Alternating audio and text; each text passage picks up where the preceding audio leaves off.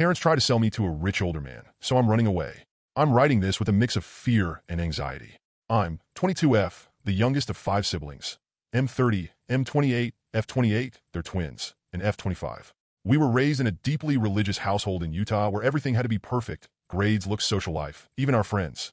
Unlike my siblings, who were all into math and science, I've always been drawn to art and writing. When I was 13, I painted a picture of a dove in a snowy field and won first place in a competition. I was so proud, but when I told my parents, they were furious. They told me I'd wasted my time on something worthless and should have spent it studying instead, even though I still had straight A's. My mother barely speaks to me, and it often feels like she resents me, though I've never understood why. My father burned that painting to remind me of what was important, and then he took away all my art supplies until I could prove I was using my time more responsibly. This is how it's always been for me. I've worked full-time since I was 15, starting at McDonald's and saving every bit I could. My father took half my earnings as tithing to teach me about adulthood, or so he said. I applied to several colleges, but unlike my siblings, my parents refused to help with tuition. They told me they wouldn't waste money on me because they didn't believe I'd take it seriously. I've reached my breaking point. I'm exhausted from always being the black sheep, simply because I love the arts more than math and science. The final straw came when I overheard them in the middle of the night talking about how they'd found the perfect man through our church to take me in. I'm terrified, so I'm leaving. I've saved up a good amount of money, and I've found a remote job doing freelance design work. I've had my passport since I was a kid, thanks to family vacations abroad, so I'm ready. I booked a flight that leaves in 5 hours, and I'm leaving the country. I'm taking only a change of clothes, my laptop, and the important documents I took from my father's office. I won't even bring my phone. I'll get a new number when I'm gone. I'm not coming back. My best friend, God bless her, had been the one booking things and getting everything ready since I couldn't tip off my parents. She's also smuggled some of my more important things I can't take to hold on to for me. She's parking down the street, and I'll leave with my smallest suitcase to meet her. I don't know how they'll take this. I'm terrified they'll find a way to drag me back or track me down. They went to bed over an hour ago, but I'm too anxious to sleep. First update. So, I was advised to remove the location destination from my post, so all I will say is that I'm in South Africa right now, and it's amazing. The food is astonishing, and a poster here messaged me to recommend that I try bunny chow, which is actual authentic curry in a bread bowl. It was phenomenal. I got to chatting with one of the hotel staff. She's about my age, and we really hit it off. She went with me to a local shopping center to get some new and better clothes. At least I'm used to wearing dresses, so that doesn't faze me, and they're very lightweight and breathable, unlike a lot of US dress fabrics. She also told me to always shake out my shoes every morning, just in case. I've started apartment hunting, and it's well within my budget, like super low compared to how sky-high it is in the US. It's honestly jaw-dropping. Like $81 for a studio apartment with a loft and kitchenette. So yeah, housing won't be an issue, and it is a bit odd to be house shopping. For myself, when I've always lived with my parents. Now on to the less pleasant bits. I finally opened the emails, deciding it was best to probably get it over with. My father's email was filled with anger. There is no other way to put it. He said that by taking off irresponsibly like I did cost them the friendship of someone they'd planned on introducing to me. He never admitted that it was the 53-year-old they'd basically sold me to. Father stated that because of the social relations that had been damaged and impacted by my actions, I owe them approximately $85,000 in reparations. He also claims that he will be taking me to court if I don't pay it in full within 30 days and return home, as I obviously cannot be trusted. I plan to ignore that, as I believe him to be bluffing. He ended his email/rant with, "You belong to me, and I won't tolerate such defiance when we've put a roof over your head and taken care of you for your entire life. You were never the child we expected. It's time you make up for your deficiencies. I expect you home within the next 2 weeks." Yeah, no. My siblings were basically copies of my father's email, admonishing me for throwing the efforts of our parents in their faces before running off like a coward unwilling to face the fallout of my actions. I skimmed them honestly before just deleting them. It's nothing I didn't expect. However, my sister-in-law, she's married to my eldest brother, sent her own email before asking me not to reply as she would be deleting every sign she sent it from her end. She congratulated me on stepping out on my own and getting away from my parents and their demands. She said that she herself hadn't been strong-willed enough to stand up to her parents when they basically betrothed her to my brother. Which makes sense as I remember that they met and then married within 6 months. And even then I thought that was a bit strange. She pleaded with me not to return and not to reply. That was it. It was a bit unnerving, honestly, as I do believe her, and I'm sad that she is stuck the way she is. The last email was from my best friend. She said that the morning after I flew out, my parents had been on their doorstep demanding to see me. Apparently, they believed I was hiding with her. They refused to leave, screaming for me to stop pretending I wasn't there. It caused enough of a scene that the police were called, but they only talked to my parents briefly and let them leave. It really angered my friend, who'd wanted them arrested for threats and trespassing. The police only claimed that there wasn't a pattern of behavior that would warrant them being arrested and charged. Before just leaving, she didn't know when they realized I wasn't there at her house, but they didn't come back, thankfully. However, word is spread of me fleeing the safety of my parents' home, and how they wanted me to return as they were concerned and fearful of what may happen with me out on the streets alone. The church warden has actually done searches of the area trying to find me. I don't know what they'll do from here, but they have no idea I left the country, let alone the state. My friend has no plans to say anything, and neither do I. As far as I'm concerned right now, they can live with that state of wondering for the rest of eternity.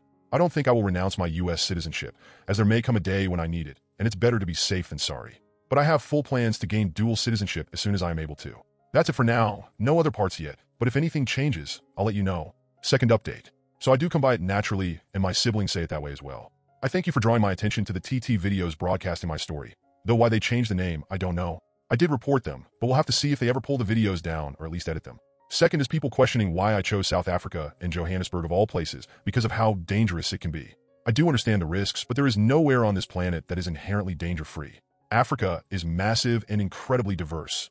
Finding someone would be very difficult, and because those videos got so much attention, I have left Johannesburg sadly. I'm very far though, obviously still in Africa. The area I'm in now is incredibly safe and has been highly recommended by several people. Settling here will be very comfortable, and the people are wonderful.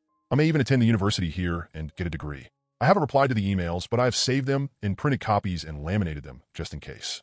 I will not be renouncing my U.S. citizenship, and my passport is good for another 8 years. I don't hate religion, regardless of what it is. In my eyes, a person's relationship with God is incredibly personal. If a person connects with him via camping, walks, long drives, listening to music, acts of service, that's their choice, and it's just as valid in my opinion as sitting in a pew is. Possibly more, as they're honest with themselves instead of just putting on a false facade for the public eye. I plan on ignoring any further emails from my family, other than printing them out just in case. They made several phone calls to my friend, who had fun with them. The first time your father called, yelling that I hand you over, I pretended to be cowed and gave him your location. It took him to a strip club. He came back screaming at how I had embarrassed him. I just hung up on him honestly. She did that each time they called, giving a different location each time. Her favorite was sending my parents to a nudist retreat. My mother passed out apparently. My friend is looking to move and eventually plans to join me, but will jump around a bit so that they don't follow her to me. I did finally read my uncle's email, but it was just a copy of my father's with the added comment that he and his fellow cops would be looking for me to bring me home safe before I got myself in trouble and hurt. I am being watchful, and I know better than to wander into dark alleyways and abandoned places. That's all I've got for now.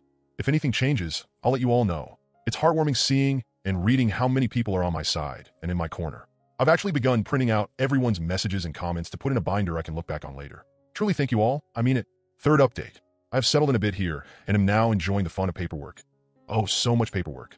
I have secured an apartment, and while it's 2 bedrooms, one is for my friend when she comes to join me. I've made a few acquaintances here locally and am beginning to stand on my own a bit. My biggest challenge has been dealing with feeling uncomfortable because I don't know all of those unspoken rules the way I did in the US. As such, I'm constantly second-guessing myself, but hopefully they will fade with time. So, family. My family has learned I left the state. How they did, I'm not sure. They do, however, seem convinced that I am still in the continental US. My friend works as a cartoonist, and while she doesn't make a large amount of money, she makes more than enough to live comfortably. She's getting ready to leave herself and decided to send my parents a farewell gift. She didn't tell me about this until just a little bit ago. She spent a few hours carefully drawing my parents as they visited each location she sent them to, including their reactions, and all scenes were ended with the phrase, "Abate, abate, abate, that's all folks." Sadly, while I've never seen Looney Tunes, as she named it, she said she portrayed my dad as similar to a coyote. I'm still not 100% sure what that means, but she said everyone else would, before then ordering me to watch it. Maybe one day. She should be joining me around October 9th, after country hopping several times. All the things she hasn't sold are in a secured storage unit, including the things she's been holding for me. The biggest revelation came after my father. Well, he had a meltdown apparently after I never responded to him. He got into a fight with my mother in church and many things were said. Among those, according to several, my mother had cheated on my father, which, well, led to me. Which is why she never liked me, I guess, as I just reminded her of her mistakes. My father took her back in spite of that. But well, there it is. It caused a big stir in the ward, and meetings were held, though I obviously don't know what was said or done. I may never know, honestly. I'm trying to move on, and am even contemplating getting a tattoo. Part of me really wants to, while another points out that if I change enough and father finds me, he won't want me then. Last update. Once my friend arrived, things got really hectic. She's been settling in well, and it has been a huge relief to have her here with me, as it gives me a sense of security that I didn't really have before. We've been taking time to build new routines, finding a new normal, I guess, that works for us both. It's been a challenge, but at the same time, everything has been so different one day to the next that it's kept the days from seeming boring or blurring together. One of the elderly neighbors I've been talking to a lot since I moved here has also invited the both of us to spend Christmas with her and her family. They're going to have a goat as the main meat, which is different, but I'm excited to try. It's odd to not see Christmas trees everywhere, but that's still a new thing, so it's not common here. But her granddaughter is teaching my friend and me some of the dances we'll be doing, as Christmas celebrations here are more like a festive party and gathering than a slow day spent with just gifts. It's odd, as even in my family we'd only be given 3 gifts. One for our body, one for the mind, and the last for the soul to honor the Trinity, according to my parents. Last year, I think I received a new Sunday dress, a set of physics textbooks, and a new log journal for my scripture reading. After gift openings, we'd each retreat to our rooms and remain there until dinner was ready, usually made by my mother and myself. Yet here, they're planning on doing our hair, having dances and music with food and laughter. Gifts are still given, obviously, but the day is spent more with those around you than on material things. I'm excited. I've decided to ignore my family for now. I've gotten a lot of questions on why I didn't report them or confront them, and the answer is easy and may seem a bit childish, but the thought of facing them like that terrifies me. I just don't want to be around them, talk to them, or think about them. I'm genuinely scared that trying to bring justice will only drag me right back into the mess I ran from. I'm 22, and yet I'm terrified of my own family. So that's why I'm not doing anything to them. I just want to pretend, even if only for a bit, that my life isn't messed up and freakish, if that makes any sense at all. I don't know where I'll be a year from now, but somehow, the thought doesn't worry me. I'm happy, genuinely happy, and excited to see where things will go from here. Thank you, everyone. Really, I mean it. Looking back, it's mind-blowing how things have changed, and there is still so much I get to do. I know there are people here from all over the world. I'd love to hear your holiday traditions. I don't care if it's not Christmas. I just love to hear what you do this time of year and your traditions. I'm trying to figure out my new normal and what I like, so I'd love any suggestions, be it food, music, dances, or anything really.